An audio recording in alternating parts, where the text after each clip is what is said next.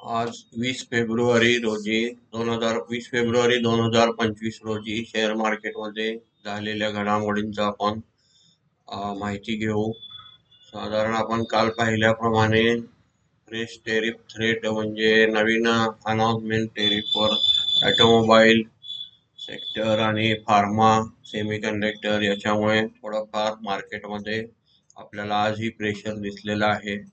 अमेरिकेच्या सतत अनिश्चित घोषणा याच्यामुळे आपल्याला थोडासा फरक किंवा मार्केटवर प्रेशर दिसत आहे. तरी पण मार्केटमध्ये स्ट्रेंथ आहे.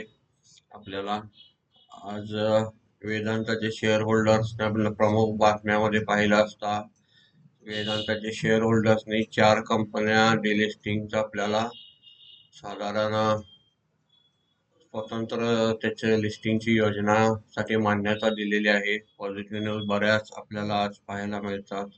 साधारण आपल्याला गोल्डमन सॅचने BSEच्या शेअर्समध्ये जवळपास 400 कोटीची खरेदी केल्यानंतर त्याच्यात 4% वाढ दिसलेली आहे.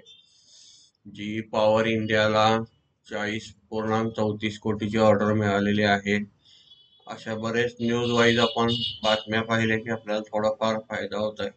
नवीन टॅरिफच्या ह्याच्यामुळं बाजारावर थोड्याशा आपल्याला प्रेशर दिसत आहे. ओव्हरऑल पाहिलं असता आपण साधारण परदेशी गुंतवणूक आपल्याला थोडी थोडी स्विच होताना दिसत आहे. आपण असं नाही म्हणणार की विक्री करून निघून जायला लागले, नाहीतर मार्केट इथे स्टेबल राहिलं नसतं.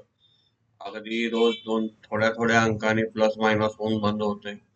साधारण आपण आज आणि पाहिलं असतं आपल्याला इंडसइंड बँकेमध्ये आपल्याला आज वाढ झालेली दिसत आहे. बँकेनं प्रोफेशनल गोल्ड टूर इंडिया सोबत अधिकृत बँकेची भागीदारी म्हणून घोषणा केलेली आहे. साधारण आपल्याला संरक्षण मंत्रालयानं आपल्याला एस लिमिटेड या कंपनीला आणि JCB इंडिया लिमिटेड सोबत करार केलेला आहे. 697.35 कोटी किमतीच्या लिफ्ट ट्रक जे आहेत त्याची आपल्याला खरेदीसाठी करार केलेला दिसत आहे. आपण सगळ्या शेअरची माहिती घेत असतो, त्याचं आपण कुठलंही रिकमेंडेशन करत असतो. ओव्हरऑल मार्केटमध्ये काय घडत आहे याचं फक्त आणि फक्त आपण अनालिसिस किंवा आपण त्याची माहिती घेत असतो. आज ॲक्शन कन्स्ट्रक्शन इक्विपमेंट ह्या शेअर्सचे भाव आपल्याला दिसत आहे. शेअरचं आपण फंडामेंटल कसं बघायचं हे पण आपण एका व्हिडिओमध्ये सांगितलेलं आहे. साधारण ह्या चॅनलवर आपल्याला तो व्हिडिओ बघायला मिळेल. तिथं आपण जाऊन प्रत्यक्षात न्यूज वाईज जेव्हा आपण मार्केटमध्ये रोज न्यूज वाचत असतो तेव्हा आपल्याला वेगवेगळ्या शेअरची स्वतः माहिती घ्यायची, स्वतः त्याचं फंडामेंटल चेक करायचं. त्याच्यानंतर आपल्याला ट्रेड करण्यासाठी किंवा गुंतवणूक करण्यासाठी सोपं होऊन जातं. बऱ्याचशाच कंपन्यांना ऑर्डर्स मिळालेले असतात, त्यांचं ऑर्डर बुक वाढलेलं असतं. तर क्राऊन लिफ्टर्स इथं पण आपल्याला 260 मेट्रिक टन क्रेनसाठी ऑर्डर मिळालेली आहे. अशा प्रत्येक न्यूजमुळे त्या शेअर्समध्ये आज कंपन्या 5-6 हजार असतात, पण न्यूजमध्ये ज्या ज्या कंपन्या असतात त्यांच्यातच वाढ उतार होत असतं. त्यामुळे आपल्याला न्यूज वाचत राहणं हे फार महत्वाचं आहे. दुसरं पाहिलं असतं आपण आज इकॉनॉमिक कॅलेंडरमध्ये आता जॉबलेस क्लेम डाटा जो US चा आहे तो साधारण 5 वाजताचा निगेटिव्ह आलेला आहे. आपल्याला 214 इथं दिसत आहे. साधारण त्याचं अपेक्षित होतं फोरकास्ट 215 लाख हजार असं असते ते साधारण त्याच्यापैकी अपेक्षेपेक्षा जास्त निगेटिव्ह दिसत असल्यामुळं आज तोही डाटा थोडासा निगेटिव्ह आहे. आता मार्केटवर आपल्याला निगेटिव्ह पॉझिटिव्ह गोष्टींचा विचार म्हणजे काय की कोणत्या न्यूज मार्केटवर निगेटिव्ह काम करतात, कोणत्या पॉझिटिव्ह करतात याचा आपण अभ्यास करत असतो. त्याच्यानंतर आपण आता येणारा 10:30 वाजता साधारण आपण दर गुरुवारीचा क्रूड ऑइलचा आपण डाटा बघत असतो. इन्व्हेंटरी साधारण क्रूड ऑइल इन्व्हेंटरी आपल्याला प्रिव्हियस दिसत आहे 4.07 मिलियन बॅरल आणि फोरकास्ट दाखवत आहे आपल्याला 3.200 मिलियन बॅरल. साधारण ह्याच्यापेक्षा आता समजा जास्त आला किंवा म्हणजे जास्त संख्या आली तर क्रूडचे रेट आपल्याला स्वस्त होताना दिसतात आणि याच्यापेक्षा कमी आली इन्व्हेंटरी स्टॉकमध्ये कमी दिसलं क्रूड तर आपल्याला क्रूडचे रेट वाढताना दिसतात. अगेन ते मार्केटसाठी आपल्या निगेटिव्ह कारण करू शकतो. आपण फक्त कशाचे परिणाम कशावर होतात त्याची व्यवस्थित माहिती घेत असतो. आणि कमोडिटी पण शेअर मार्केटमध्ये काम करते भरपूर. त्याच्यात gold, crude oil, natural gas, silver. आज पाहिलं असतं आपल्याला क्रूडची अजून इन्व्हेंटरी आल्यानंतर चित्र स्पष्ट होईल. पण हळूहळू क्रूडमध्ये मामूली वाढ दिसत आहे. $70-71 पासून ते 72.5 पर्यंत आता जायच्या तयारीत आहे. दुसरं पाहिलं असतं आपण, आज FI चे फिगर आपल्याला अजून काही रिफ्रेश झालेले दिसत नाही. साधारण 20 फेब्रुवारीच्या. आपण आज निफ्टीचे आपण निफ्टीचे घेणार क्लोजर पाहू, किंवा आज सेन्सेक्स पाहू. आपण आज 203 अंकांनी आपल्याला कमी झालेला दिसत आहे. 75,735.96 अंकांनी बंद झालेला आहे. त्याच्यात आपल्याला 203 अंकाची घट दिसत आहे. निफ्टीमध्ये पाहिलं असता आपल्याला 22,913.15 अंकांनी बंद होऊन त्याच्यात 19 अंकाची घट झालेली दिसत आहे. निफ्टी आपल्याला पाहिलं असता आज क्रुशियल सपोर्टवर येऊन थांबलेली आहे. साधारण आपण इथूनच निफ्टीची जी 29 मे पासून जे चालू झालं होतं अपमूव आपल्याला दिसत आहे इथं जून 24 पासून, तो कंटिन्यू आपल्याला वर अपमूव दिसत आहे. इथून परत जेव्हा प्रॉफिट बुकिंग आणि ज्या काही न्यूज आल्या त्याच्यानंतर जे मार्केटमध्ये विक्री आलेली आहे ती आपल्याला ह्या सपोर्ट पर्यंत आलेली दिसत नाही आहे. किंवा त्याच्यानंतर सुद्धा आता येणाऱ्या ट्रम्प वगैरे याच्यामध्ये प्रत्येक आपल्याला साधारण राईज मध्ये सेलिंगच आलेली दिसत आहे. आणि आता ह्याच्यापेक्षा खाली लो डाऊन आलेला ऑलरेडी. आपला ह्या आठवड्यातला 729-31 काय तर आपल्याला डाऊन आलेला. पण त्याच लेवलवर आता निफ्टी स्ट्रगल करत आहे की जिथं इथं आपल्याला अपमूव मिळून नवीन रेंजमध्ये निफ्टी आली होती. साधारण आपण 5 वर्षाचं पाहिलं असता निफ्टीमध्ये ही जी घट किंवा आपण म्हणतो प्रॉफिट बुकिंग प्रत्येक आपला साधारण इथून आपण पाहिलं असता, इथून आपल्याला पर्सेंटेज वाईज बघितलं तर मार्केटमध्ये आपण नेहमी पाहत असतो की 15-20%, 18%, 30% अपमूव जाऊन निफ्टी ही परत प्रॉफिट बुकिंग होऊन परत स्ट्रॉंग होऊन आपल्याला शेवटी वरती जाताना दिसत असते. त्यामुळं पोझिशन थोडीच ठेवणे आणि ते स्टॉक सांभाळून ठेवणे आणि ते स्टॉक चांगले असणे, त्याचं फंडामेंटल बघायला शिकणे आणि त्यांचं अर्निंग चांगलं असणं. खराब स्टॉक असल्या वेळेला खूप आपल्याला पेनफुल ठरतात. आपल्या पोर्टफोलिओमध्ये सगळ्यात जास्त तेच त्रासदायक होत असतात. साधारण आज आपण परत आपल्या रोजच्या ह्याच्याकडे पाहू. बँक निफ्टी पाहिली असता आपल्याला 235.55 अंकाने आज आपल्याला बँक निफ्टी घटलेली दिसत आहे. 49,334.55 अंकाने बंद झालेले आहे. इंडिया विक्स आपल्याला घटलेला दिसत आहे. व्होलॅटिलिटी मार्केटमध्ये एक्सपायरी असून सुद्धा आपल्याला फारशी दिसलेली नाही, ही एक चांगली गोष्ट म्हणता येईल. डॉलर इंडेक्स सुद्धा आपल्याला खाली येताना दिसलेला आहे, ही सुद्धा एक पॉझिटिव्ह बाब आहे. ओव्हरऑल डॉलर पाहिला असता तो सुद्धा आता स्थिर व्हायला लागला, 86-87च्या मध्येच आहे. आज कदाचित आपला डॉलर मायनस व्हायला लागलाय, म्हणजे रुपया थोडा 30 पैसे मजबूतच झालेला आहे. गोल्ड पाहिला असता आपल्याला, गोल्डमध्ये तेजी टिकून आहे. क्रूड पाहिला असता 72, गोल्ड आपल्याला 85,801 रुपयाने चालू आहे असं दिसत आहे. पण थोडंफार तिथं थांबलेलं दिसत आहे. आता गोल्डच्या चार्ट बाबतीत आपल्याला अजून थोडंसं आयडिया येत नाही, पण वाढलेलं आहे तिथे टिकून आहे. साधारण क्रूड पाहिलं असता आपण, क्रूड मध्ये $72.49 चालू आहे. आत्ताच आपण पाहिलेल्या ह्याच्यानुसार 10:30 वाजता रात्री जेव्हा आपल्याला क्रूड ची इन्व्हेंटरी येईल अमेरिकेची, तेव्हा आपल्याला त्याच्यातलं थोडंसं चित्र स्पष्ट होईल की ते वाढणार की उतरणार. म्हणजे उद्याच्या ट्रेडिंगला आपल्याला थोडंसं त्याच्यातून सोपं होतं. निफ्टी बी न्यूट्रल आहे आज. ओव्हरऑल आपण ETF मध्ये वगैरे इन्व्हेस्ट केल्यानंतर आपल्याला थोडंफार उपयोगी होतंय, म्हणजे की मंदीमध्ये साधारण मोठा मार बसत नाही, कारण एकच शेअर नसल्यामुळे त्याच्यात आपल्याला फायदा होतो. मग ते कोणत्याही कंपन्यांचे तुम्ही घेऊ शकता. उदाहरणार्थ आपण इथं पाहत असतो कोणतंही रिकमेंडेशन, स्पॉन्सर, क्लासेस, कसल्या फीज आपण काही घेत नाही. सर्वांना फक्त त्याची माहिती, आपल्याला जी माहिती आहे ती देत राहायचं. त्याचे करून लोकांचं नुकसान होऊ नये इतकीच आपल्याला अपेक्षा असते. आणि ट्रेडिंग सुधारावं, कारण सहसा माहिती विचारायला गेले की कोण सांगत नसते. शेअर मार्केटमध्ये काही लोक भीतीने सांगत नाहीत, कारण त्यांना परफेक्ट माहित आहे की नाही चुकेल या भीतीने सांगत नाहीत. आणि काही लोक माहित नाही म्हणायची पद्धत नसते, पण दाबून सांगत असतात असं होणार तसं होणार. म्हणून सेबीनं आज फार हे युट्यूबर आणि असे इन्फ्लुएन्सर जे आहेत, किंवा त्याला फायनान्शियल इन्फ्लुएन्सर म्हणतात, त्यांना फार स्ट्रिक्ट नियम ठेवण्याचं कारण ते आहे की लोकांना काहीतरी वचन किंवा काही सांगणं असं योग्य नाही आहे. आज आपण परत आपल्या विषयाकडे वळू. निफ्टी गेनर मध्ये पाहिलं असता आपल्याला श्रीराम फायनान्स, एनटीपीसी, आपण जसं म्हणतो रोज गेनर लिस्ट मध्ये आपल्याला रिपीट होताना स्टॉक दिसत असतील, तर त्याच्यात पोझिशन बनत असते. सलग चौथ्या दिवशी आपण पाहता एनटीपीसी आपल्याला दिसत आहे.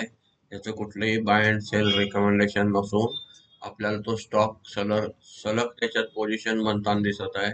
रोज घेणार मध्ये 3-4 दिवस सलग स्टॉक दिसल्यानंतर आपल्याला त्याचं चार्ट, बाकी फंडामेंटल किंवा स्वतः आपल्या तज्ञांचा मार्गदर्शन घेऊन आपण त्याच्यात गुंतवणूक करू शकतो. आपण इथे दिसत असेल की लक्षणीय काय वाढ झाली आहे, लक्षणीय घट झाली आहे, ते स्टॉकवर आपलं लक्ष जात आहे.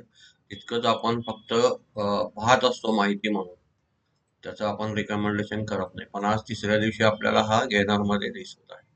साधारण गेनर मध्ये आपल्याला महिंद्रा अँड महिंद्रा, त्याच्यानंतर BEL, Adani Port, Hindalco, Trent, Coal India, Eicher Motor, Bajaj Auto, Tata Steel, ONGC, BPCL, Tata Motor, Power Grid, Cipla, IndusInd Bank, Infosys, Hero MotoCorp, Axis Bank इत्यादी आपल्याला हा तेजीमध्ये वाढलेले शेअर दिसत आहेत. आपण पाहिलं असता मेटल आणि ॲल्युमिनियम आणि स्टीलवर कस्टम ड्युटीवर मेटल शेअर आपल्याला घटलेले दिसत होते. पण आज गेनरमध्ये हिंडाल्को आणि टाटा स्टील सलग आपल्याला दिसत आहेत. कारण असं आहे की जरी टेरिफ या ज्या गोष्टी होत राहतात, अनाउन्समेंटवर कंपन्यांचे अर्निंग फार महत्वाचं असतं. कंपनी किती कमवते, कसं काम करते, ते आपल्याला बघायला शिकणं गरजेचं आहे. लुजर मध्ये पाहिलं असतं आपल्याला आज एचडीएफसी बँक दिसत आहे, Maruti, Tech Mahindra, Tata Consumer, HCL Tech, ITC, ICICI Bank, Kotak Bank, Bajaj Finance, Titan, Apollo Hospital, Grasim, HDFC Life, SBI Life, Sun Pharma, Wipro, UltraTech Cement, Nestle India, Hindustan Lever, Adani Enterprises इत्यादी आपल्याला आज लुजर मध्ये दिसत आहे. ओव्हरऑल आज आपल्याला अजून कॅशची फिगर मिळालेली नाही आहे. ती जेव्हा एनएससीच्या वेबसाईटवर रिफ्रेश होईल तेव्हा आपल्याला पाहायला मिळेल. आपण तरी पण चेक करून पाहत आहोत. त्याच्यानंतर आपण सेक्टरल एनालिसिस पाहू. आज ग्लोबल आपण मार्केटकडे थोडं जाऊ आधी. डाव जोन्स आपल्याला अजून रिफ्रेश नाही आहे, पण डाव जोन्स ओव्हरऑल फ्युचर मायनस दिसत होता. आणि आपल्याला युरोपियन मार्केट पाहिले असता थोडे मिक्स दिसत आहे. गिफ्ट निफ्टी आपल्याला आज 12 पॉईंट वाढलेले दिसत आहे. आज आपल्याला बाकी सगळे मार्केट एशियन निगेटिव्ह दिसत आहे. साधारण आपल्याला बऱ्याच कमोडिटी आणि याचे सगळे थोडेसे आल्यानंतर आपल्याला क्रूडचे वगैरे प्रेशर दिसत आहे. कारण ऑलरेडी आपण ह्याच्यात पाहिलं असता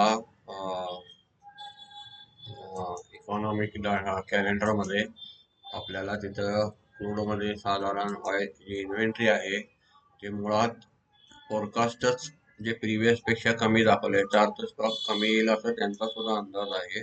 इन्व्हेंटरी म्हणजे त्यांच्याकडे असणारा कोठा म्हणू आपण त्याला, किंवा स्टॉक इन हँड म्हणून, तो आपल्याला इथं त्याने फोरकास्ट कमी केलेला आहे प्रिव्हियस 4 पॉईंट जो दिसत होता त्याच्यापेक्षा. त्यामुळे थोडासा दबाव असू शकतो. बाकी आपण पुढे पाहू. दुसरं आज पाहिलं असता फंड ऍक्टिव्हिटी मध्ये अजूनही फिगर आपल्याला काही मिळालेली नाही आहे.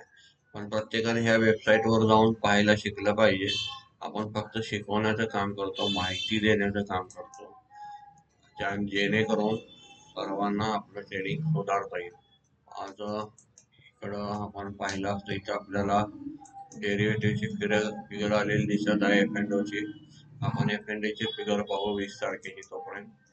त्याच्यात पाहिलं असता निफ्टी 50च्या फ्युचर्स मध्ये आपल्याला 512 .21 कोटीची नेट विक्री दिसत आहे. निफ्टी बँक मध्ये पाहिलं असता 481.99 कोटीची नेट विक्री दिसत आहे. निफ्टी फायनान्शियल सर्व्हिसेस मध्ये पाहिलं असता 1.36 कोटीची नेट विक्री दिसत आहे. निफ्टी मिड कॅप सिलेक्ट पाहिला असता 53.76 कोटीची आपल्याला विक्री दिसत आहे. निफ्टी नेक्स्ट 50 मध्ये पाहिलं असता आपण 11.94 कोटीची नेट विक्री दिसत आहे. आता आपण F&Oच्या इंडेक्सच्या ऑप्शन्स मध्ये पाहू. इंडेक्स ऑप्शन्स मध्ये निफ्टी 50 मध्ये 3109.97 कोटीची आपल्याला विक्री दिसत आहे. निफ्टी बँक मध्ये पाहिलं असता 2169.74 कोटीची निफ्टी बँक ऑप्शन्स मध्ये नेट विक्री दिसत आणि निफ्टी फायनान्शियल सर्व्हिसेस मध्ये पाहिलं असता 141.45 कोटीची नेट विक्री दिसत आहे. निफ्टी मिड कॅप सिलेक्ट मध्ये पाहिलं असता 825.82 कोटीची आपल्याला नेट विक्री दिसत आहे. निफ्टी 50 मध्ये पाहिलं असता आपल्याला 28.18 कोटीची नेट बाईंग दिसत आहे. आज आपण स्टॉक ऑफ फ्युचर्स मध्ये पाहू. 1510.42 कोटीची आपल्याला खरेदी झालेली नेट दिसत आहे स्टॉक फ्युचर मध्ये. स्टॉक ऑप्शन्स मध्ये पाहिला असता 729.76 कोटीची आपल्याला नेट विक्री दिसत. ओव्हरऑल आपलं आता बऱ्यापैकी आज कव्हर झालेलं आहे. साधारण कॅशची फिगर येईल तेव्हा आपण सुद्धा ह्या सगळ्या वेबसाईटवर जाऊन पाहणं, अभ्यास करणं, ओपन इंटरेस्ट बघणं, कसं बघायचं, काय बघायचं, ऑप्शन चेंज कशा बघायच्या, त्याचे कॉल पुट, आपण हे सगळं ओव्हरऑल आपल्या चॅनलवर व्हिडिओ अवेलेबल आहेत. रोज स्वतः पाहिलं पाहिजे. आज एक्सपायरी असल्यामुळं आजचं आपल्याला इथं संपलेलं दिसत आहे. आज आपण सेक्टरल मध्ये पाहू थोडंसं इंडियन मार्केटचे सेक्टरल कोणत्या फायद्यामध्ये आलेले आहेत, कोणत्या सेक्टरला नुकसान पोहोचलेलं आहे. सेक्टरल पाहिले असता आपल्याला निफ्टी ॲटो मध्ये 265 अंकाची वाढ झालेली दिसत आहे. निफ्टी IT मध्ये पाहिलं असता आपण 58 अंकाची घट झालेली दिसत आहे. निफ्टी PSU बँक मध्ये पाहिलं असता आपल्याला 100 अंकाची वाढ झालेली दिसत आहे. निफ्टी फायनान्शियल सर्व्हिसेस मध्ये पाहिलं असता आपल्याला 174 अंकाची घट झालेली दिसत आहे. सॉरी. निफ्टी फार्मा मध्ये पाहिलं असता 34 अंकाची घट झालेली दिसत आहे. निफ्टी FMCG मध्ये पाहिलं असता 23 अंकाची घट झालेली दिसत आहे. निफ्टी मेटल मध्ये पाहिलं असता 163 अंकाची आपल्याला वाढ झालेली दिसत आहे. निफ्टी रियालिटी मध्ये पाहिलं असता आपण 9 अंकाची वाढ झालेली दिसत आहे. निफ्टी मीडिया मध्ये पाहिलं असता आपण 16 अंकाची आपल्याला वाढ झालेली दिसत आहे. निफ्टी एनर्जी मध्ये पाहिलं असता आपण आज 571 अंकाची चांगली वाढ झालेली दिसत आहे. त्याच्यात आपण प्रामुख्याने पाहिलं असता NTPC, Tata power, IOC, coal India, ONGC, BPCL, power grid, Reliance, Adani power, Adani green energy हे सगळे आपल्याला पॉझिटिव्ह दिसत आहे. निफ्टी प्रायव्हेट बँक मध्ये पाहिलं असता आपल्याला 118 अंकाची घट झालेली दिसत. ओव्हरऑल आपण हे बघत असतो सेक्टरल इंडायसेस याचं कारण आपल्याला त्या सेक्टर्स मध्ये जर गुंतवणूक करायची असेल तर आपल्याला किंवा आपले त्या स्टॉक असतील तर आपल्याला थोडंसं सोपं होऊन जातंय. आपण कुठलीही गुंतवणूक करायचं कोणाला रिकमेंडेशन देत नसतो. पण ओव्हरऑल आपल्याच पोर्टफोलिओ मध्ये असणारे स्टॉक विकायचे असतील तर थोडं त्या सेक्टरला जर ग्लोरी असेल तर आपल्याला ते ठेवता येतात, थोडंसं प्रॉफिट मध्ये विकतात. एक दिशा करण्यासाठी आपण याचा उपयोग करू शकतो. साधारण निफ्टी इन्फ्रा मध्ये आपल्याला 64 अंकाची वाढ झालेली दिसत आहे. त्याच्यात प्रामुख्याने आपल्याला साधारण Cummins, NTPC, Tata power, Adani port, IOC, Motherson Sumi, InterGlobe aviation, GAIL, Hindustan petroleum, Indian hotel इत्यादी आपल्याला वाढलेले दिसत आहेत. आपण या कंपन्या पॉवर मध्ये पण पाहत असतो, इथे पण पाहत असतो, कारण यांचं डायव्हर्सिफाईड बिझनेस असतं. त्यामुळे आपण ते समजून घेतलं पाहिजे. ओव्हरऑल म्हणजे दोन्ही सेक्टर मधून त्याला जर सपोर्ट असेल तर त्या कंपन्या तितक्या जास्त स्पीडने आपण वाढू शकतो असं म्हणून थोडंफार ओव्हरऑल आपण बऱ्यापैकी कव्हर केलेलं आहे. कॅशची फिगर तेवढी आपल्याला मिळालेली नाही आहे, ती आपण थोडंसं जाऊन नंतर बघू शकता. ओव्हरऑल जितका व्हिडिओ कव्हर आपण केलेला आहे बऱ्यापैकी. आपल्याला साधारण आणि काही शंका असतील तर थोडंफार आपल्याला कमेंटमध्ये विचारा, मी उत्तर देण्याचा नक्की प्रयत्न करेन. धन्यवाद.